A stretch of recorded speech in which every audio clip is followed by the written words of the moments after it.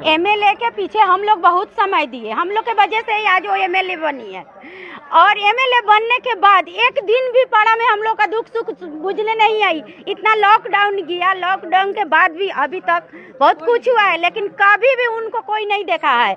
हम लोग को जब से मुन्ना भैया आज एथी हुए हैं, काउंसिलर हुए हैं, उसके बाद से हम लोग को लगातार मुन्ना भैया संपर्क में आते हैं। हम लोग जो भी समस्या लेके जाते हैं उसको मुन्ना भैया देखते हैं, उसको सुनते हैं, उसका हल करने का पूरा कोशिश करते हैं, ताकि हम लोग का पाड़ा में आज कोई भी मुन्ना भैया से दुखी नहीं है।